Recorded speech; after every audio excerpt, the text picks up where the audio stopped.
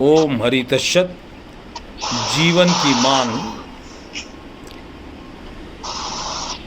हम सब लोग मनुष्य हैं, शरीरधारी होकर संसार में रह रहे हैं।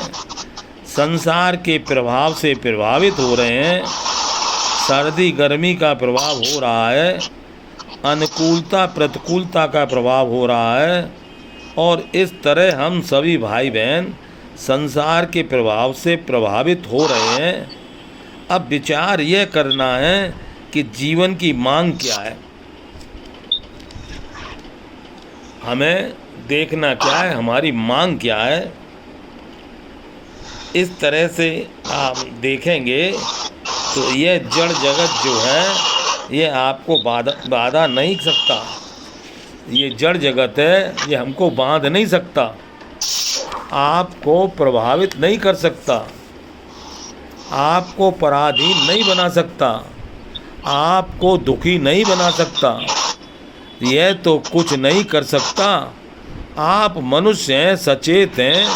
आप अपनी तरफ से सोच करके देखिए तो आपको पता चलेगा कि मेरे दुख का कारण कोई और नहीं हो सकता, मैं ही हूँ। और उपाय क्या है कि जहाँ से मन को हटाना है उसे पसंद करना बंद कर दो, तो अब एकदम हट जाएगा मन वहाँ से।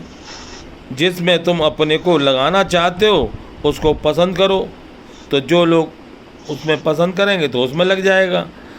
जो लोग उस अविनाशी जीवन के आनंद को जानने के लिए परिवर्तनशील नाशवान संसार को अपने लिए नापसंद कर देते हैं तो वे पार पा जाते हैं। परिवर्तनशील संसार, नाशवान संसार को अपने लिए नापसंद करने से हमारा जीवन सफल हो जाता है। तो जिसमें से मन को हटाना है उसको नापसंद कर देना, यह मूल उपाय है। इससे न संसार की कोई क्षति होगी, ना आपको कुछ होगा। उसकी नापसंद करने की बात है। इस बात के लिए तैयार हो जाओ कि हमको उसको नापसंद करना है। अब इसके बाद दूसरा प्रश्न लीजिए कि हम नापसंद कैसे कर दें।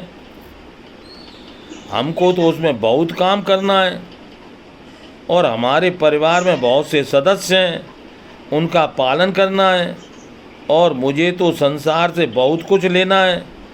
तो हम कैसे नापसंद कर दें? तो जरा सी बात है लेकिन बहुत सूक्ष्म है। और वह क्या है कि मैं कह रही हूँ आपको कि जिस संसार से आप अपने मन को हटाना चाहते हैं उस संसार को अपने लिए नापसंद कर दो। अपने लिए नापसंद कर दो, इस वाक्य पर ध्यान देना है। तो अपने लिए नापसंद कर देंगे।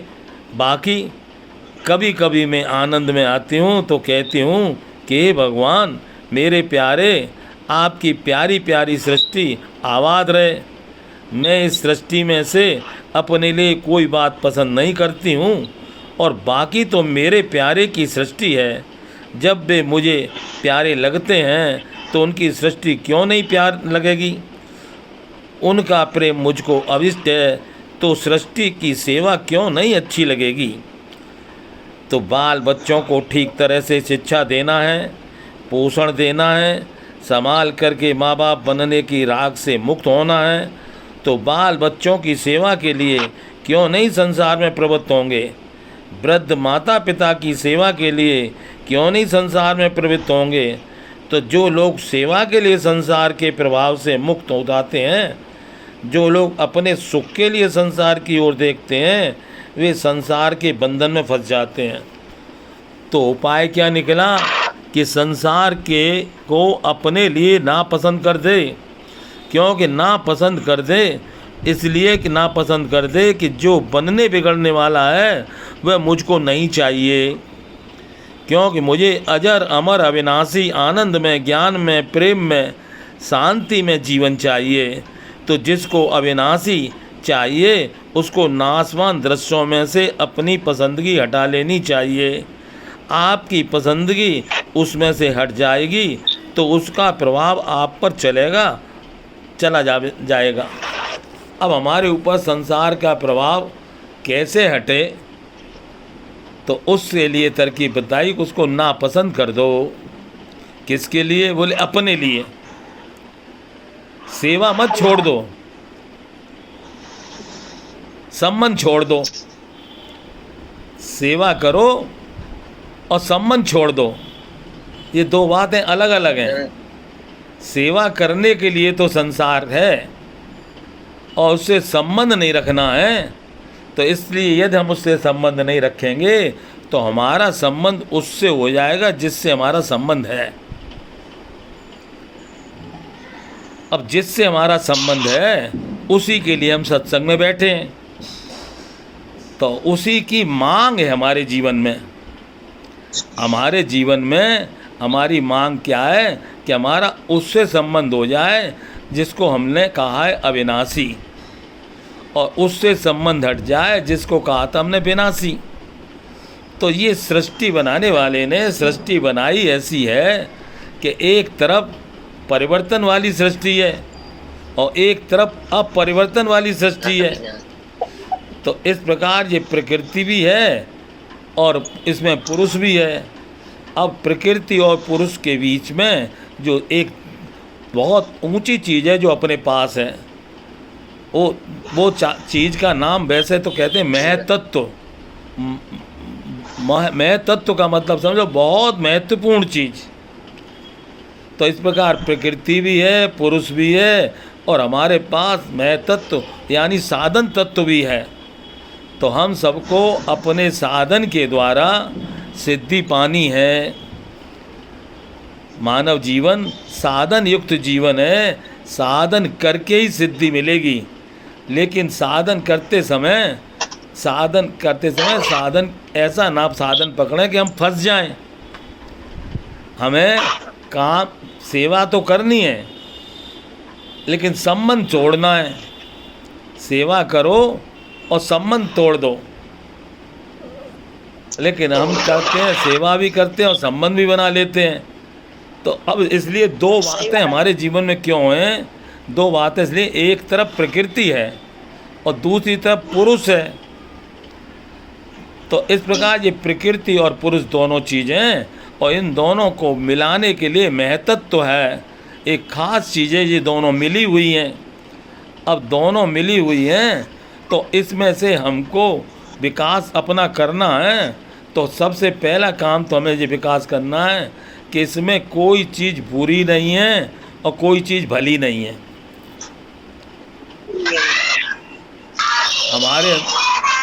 हमारे अंदर ये बात बैठ जाती है कि एक चीज़ अच्छी है और एक चीज़ बुरी है। जैसे प्रकृति अच्छी है और पुरुष बुरा है, या पुरुष अच्छा है प्रकृति अच्छी नहीं है। तो ये जो दोष एक हमारे जीवन में आ गया है, इस दोष को कहते हैं कि ये दोष जब तक रहेगा अच्छे और बुरे का, इसको कहते हैं अस्मिता का दोष, रॉन्ग और राइट का दोष। तो हमें इसमें से निकलना है, हमारे साथ परिवार में रहना है। तो बहू भी है और बेटा भी है, लेकिन हमारी आदत पड़ गई है निर्णय करने की, बेटा बहुत बढ़िया है बहू बड़ी ख़राब है, अथवा बहू बहुत बढ़िया है बेटा बड़ा ख़राब है। ये जो तुमने निर्णायक बुद्धि कर रखी है रॉन्ग और राइट देखने से, तो वास्तव में ये महतत्व पता चल जाए। महतत्व तत्व की बात है, ना कोई बुरा है और ना कोई भला है। बोलो, कोई भला है ना कोई बुरा है, ना कोई भला है। अब हमें क्यों दिखाई देता है भला बुरा? क्योंकि हमने द्वैत में आ गए। हम सत्संग हमें, सतगुरु हमें खींच कर एक में लाना चाहता है। ये सारी सृष्टि एक है, तो हम एक में आ जाएं तो हमें पता ही नहीं लगेगा कौन बुरा है और कौन भला है। एक ही तो चीज़ है, उसमें कैसे निर्णय करोगे? तुम्हारे पास हम एक ही चीज़ लेके आवें तो तुमको कहाँ जो चीज़ मिल गई सो ठीक है, और लेकिन यदि दो चीज़ लेके आवें तो दो चीज़ों में तुम निर्णय करोगे कौन सी अच्छी है और कौन सी बुरी है। कौन तो जहाँ ये हमने देखा कि अच्छी है और बुरी है, वह यहीं से हम मैं तत्व को भूल गए। प्रकृति और पुरुष के जोड़ में महत्वपूर्ण जो चीज़ थी कि हमें अच्छा और बुरा नहीं देखना था। अब प्रश्न होता है हमने देखा क्यों, हमने अच्छा बुरा देखा क्यों? देखा? तो उसका कारण है अविद्या, अज्ञान। अज्ञानी व्यक्ति ही ये देखता है ये अच्छा है और जो बुरा है। ज्ञानी व्यक्ति देखेगा ये अच्छा और बुरा। सुधा बहन जी, नहीं देखिएगा। हाँ भाई साहब। हाँ ये बताओ, ज्ञानी पुरुष ये देखेगा ये अच्छा है जो बुरा है? नहीं नहीं, वो तो सही मायने में वो संबंध ही नहीं रखेगा ना। हाँ। अभी तो आपने बोला कि हमें संबंध नहीं रखना है, तो जिसको हमें नाशवान के साथ संबंध नहीं रखेंगे जब, तो हम अच्छा बुरा कहाँ देखेंगे। बस हम उसके साथ तो हमें खाली सेवा करनी है। उसके साथ संबंध केवल सेवा का है, तो हमें संबंध बगैर रख के सेवा नहीं बनेगी क्या? क्योंकि संबंध तो हमारा एक के साथ है। हमारे पास मन भी एक ही है। 10-5 मन होते तो रख के सेवा करेंगे भाई सब, तो ना फिर राग द्वेष में पड़ जाएंगे। हाँ, अभी आप हमारे पास तो अच्छा समझेंगे। हाँ, हमारे पास मन एक है। अब वो मन हमने परमात्मा को दे दिया, यानी उनसे संबंध कर लिया, तो अब इनसे संबंध रहेगा। मन तो हमारे पास 10-5 है नहीं, मन तो एक ही है। यदि हमने अपना मन किसी को दे दिया तो अब हमारे पास मन नहीं रहा। जब तक ये मन रहता है तब तक ये मन बुद्धि से काम नहीं लेता, विवेक से काम नहीं लेता। ये मनमानी करता रहता है। हमारा मन अभी तक क्या कर रहे हैं, हम अपने मनमानी कर रहे हैं। चलेगी संसार में तुम्हारी मनमानी? नहीं।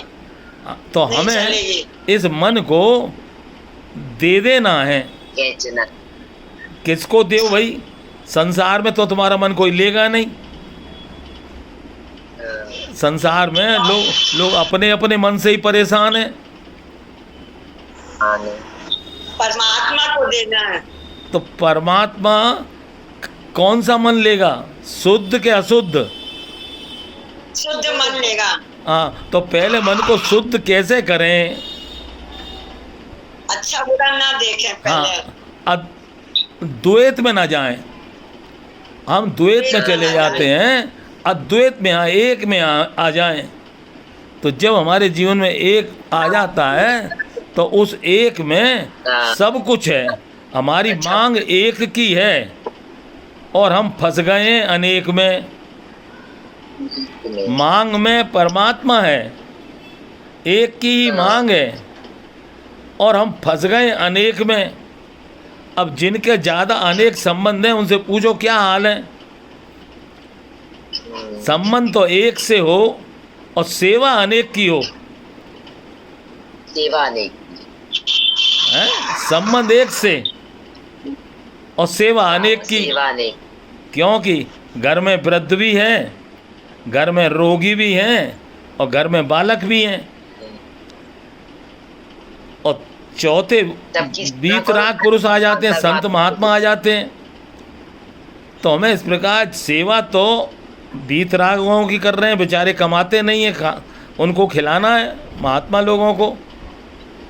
और सेवा हमें रोगियों की भी करनी है, सेवा हमें बालकों की भी करनी है, हैं? तो सेवा तो हमें अनेक की करनी है और संबंध एक से रखना है।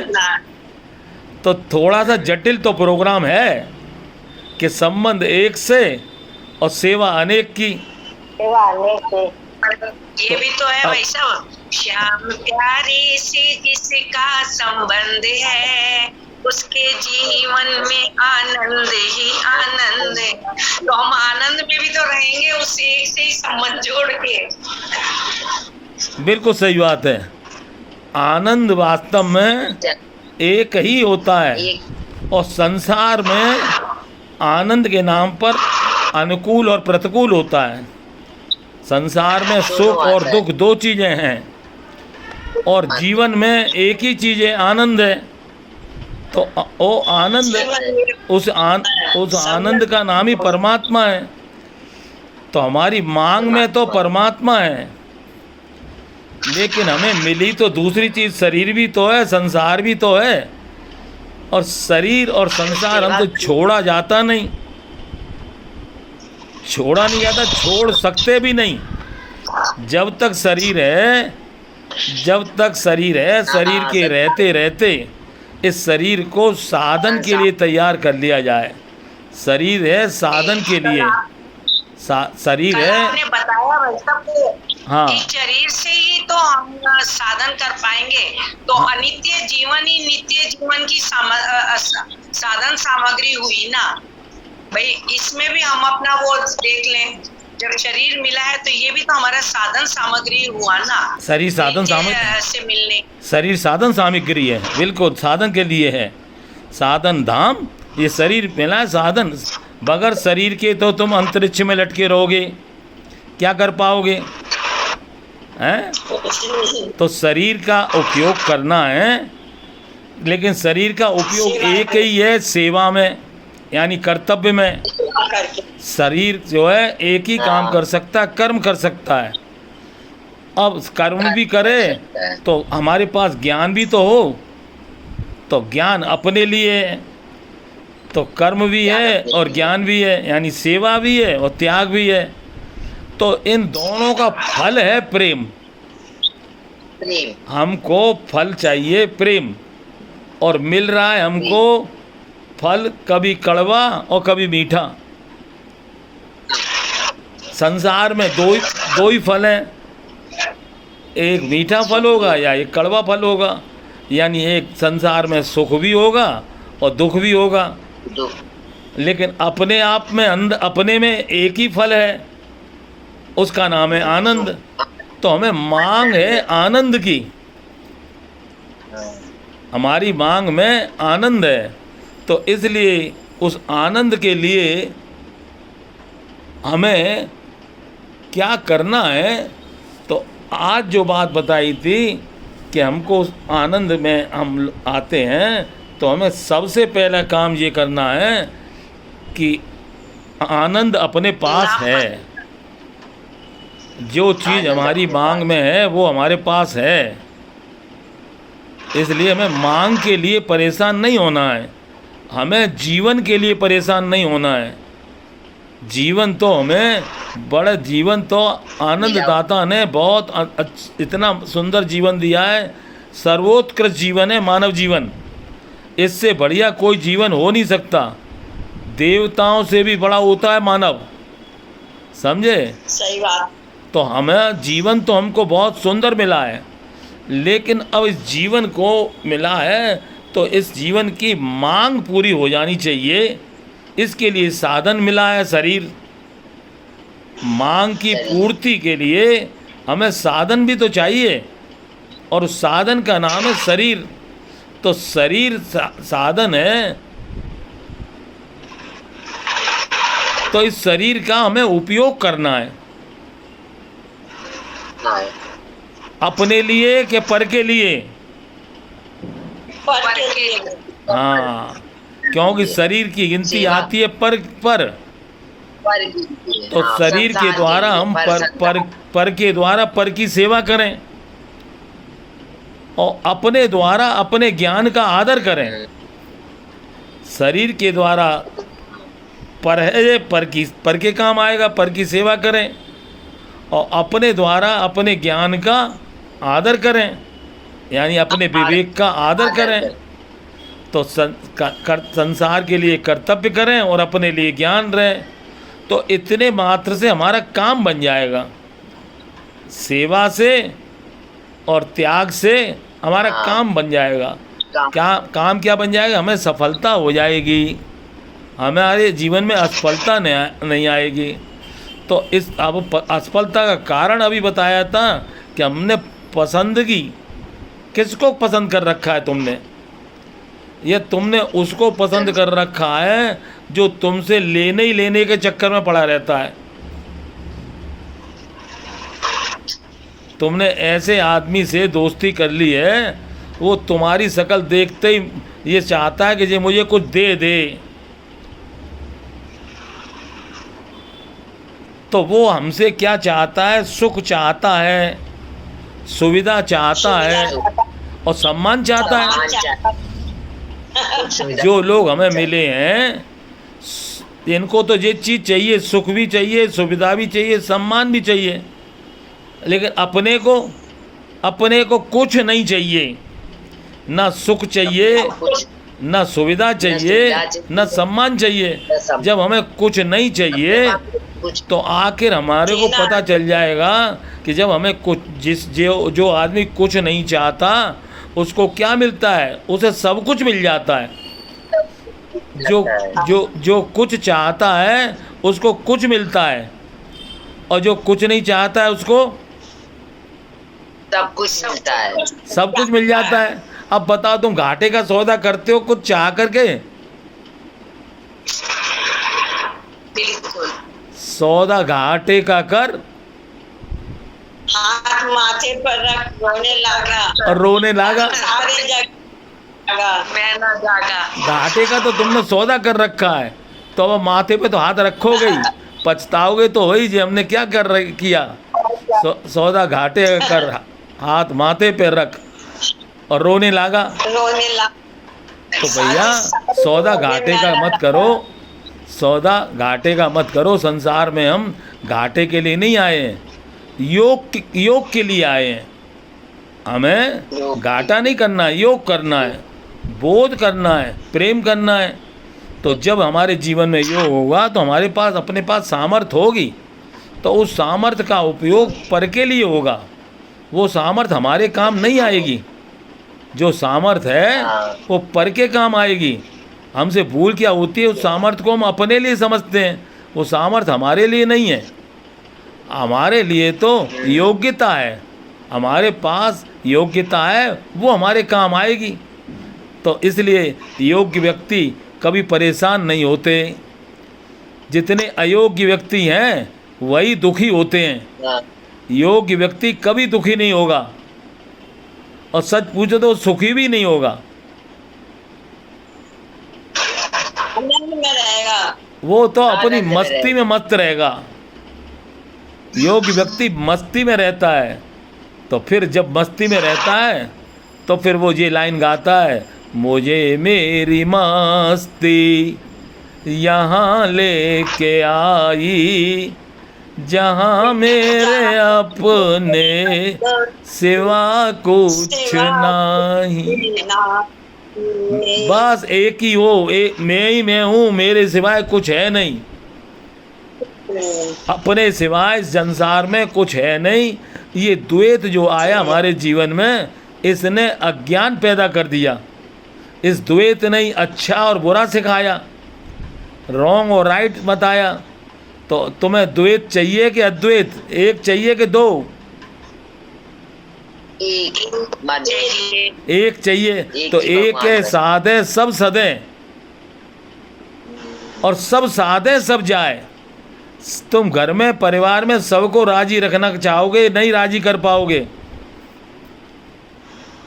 और अपने आप को राजी करना चाहो तो अभी अभी हो जाओगे। अपने आप को राजी करने का क्या तरकीब है? ना किसी कोई मेरे लिए अच्छा, ना कोई मेरे लिए अच्छा है और ना कोई बुरा है। कोई अच्छा नहीं है, कोई बुरा नहीं है। ये मेरी बुद्धि मारी गई थी जब से मैंने ये अच्छा बुरा देखना चालू कर दिया। बुद्धिहीन व्यक्ति अच्छा और बुरा देखता है, और बुद्धिमान व्यक्ति अच्छा देखे ना बुरा देखे, वो केवल भगवान देखता है, अथवा केवल अपने को देखता है। अपने को देखो अथवा अपने परमात्मा को देखो। ये दुनियादारी क्यों देखते हो? तो उधर पसंदगी हटाओ दुनिया की पसंदगी में पड़े रहोगे तो दुनिया तुम्हें चैन से नहीं रहने देगी। तुम्हें चैन से रहना है कि नहीं रहना है? चैन माने होता है शांति। से रहना, हमें शांति से रहना है, शांति। तो हम शांति से रहना चाहें तो रह सकते हैं। ये हमारे जीवन में अशांति आई कहाँ से? ये अशांति आई द्वैत के कारण। हमने दूसरा देखा। अरे भाई एक देखो ना, भगवान है, ये क्यों देखते हो? ये स्त्री है, सही ये बात। पुरुष है, ये है, ये बेटा है, ये बेटी है, ये क्यों देखो? ये क्यों नहीं देखते? ये भगवान है, भगवान है, भगवान है। तो भगवान को तो भगवान दिखाई देगा। अब ये बात सुनो, देखो हम अब थोड़ी कड़ी बात बोलेंगे। भगवान को तो भगवान दिखाई देगा, और शैतान को? शैतान कान दिखाई, चोर को चोर नजर आएंगे, साहूकार को सही साहूकार दिखाई देंगे। जैसी दृष्टि होगी वैसे ही नजर आएगा। सृष्टि होगी वैसी सृष्टि दिखाएगी बाइबल में आपको। कहते हैं कि पता नहीं ये शैतान कब आ जाता है। तो भैया शैतान जब वो आता हमारे है, अंदर बैठा है। शैतान जब आता है जब हमारी बुद्धि विवेकवती नहीं होती। इसलिए बुद्धि विवेकवती हो। बुद्धि विवेकवती कैसे होती है? कि वो बुद्धि जो है अपने कर्तव्य का तो पालन करती है और अपने विवेक का आदर करती है। और परमात्मा तो हमने सुना है, देखा तो है नहीं, लेकिन हमारे साथ बैठे हो तो हम परमात्मा को दिखा देंगे तुमको। हम परमात्मा को दिखा देंगे। बोले कैसे दिखा दोगे? बोले हमने देखा है ना, इसलिए दिखा देंगे। जिसने देखा होगा वो तुम्हें दिखा देगा। तो परमात्मा कैसे हैं? तो परमात्मा है परम उदार। परमात्मा कैसे हैं? परम स्वाधीन। और परमात्मा कैसे हैं? परम प्रेमी। अब जैसे परमात्मा है तो वो तो परम है, परमात्मा के आगे परम लग गया, हमारे आगे परम नहीं लगेगा। हमारे साथ लगे हम हैं उदार, हम हैं स्वाधीन, और हम हैं प्रेमी। उदार हो, परिवार में रहने से पता चल जाएगा उदार हो के लड़ते ही रहते हो। स्वाधीन हो तो अपने आप में पता चल जाएगा मुझे अर्थ ना धर्म ना काम, मुझे कुछ नहीं चाहिए। और प्रेमी हो तो तुमको तो परमात्मा छोड़ेगा ही नहीं, तुम्हारे पीछे पीछे। प्रेमियों के तो पीछे पीछे परमात्मा फिरता है। प्रेमियों के पीछे पीछे हैं। जो जाए अहीर की छोचरियाँ, छचियावर छाछ पे नाच नचावें हैं। जरा से छाछ के चक्कर में जिसके घर में हजारों गाय हों तो वो उनके पास क्यों जाते थे? बोले प्रेम के खातिर। तो गोपी प्रेम जो है ऐसा प्रेम है, तो ये परमात्मा को भी अपनी ओर खींच लेता है। प्रेम में एक ऐसा आकर्षण है कि ये आप तो जिसको चाहना या तुम अपने में इतना प्रेम रखो तो सारी दुनिया का आकर्षण तुम्हारी तरफ होगा, और दुनिया का जो आकर्षण देने वाला परमात्मा वो भी तुम्हारी तरफ आ जाएगा। उसे भी प्रेम चाहिए, हमको भी प्रेम चाहिए, और सबको प्रेम चाहिए।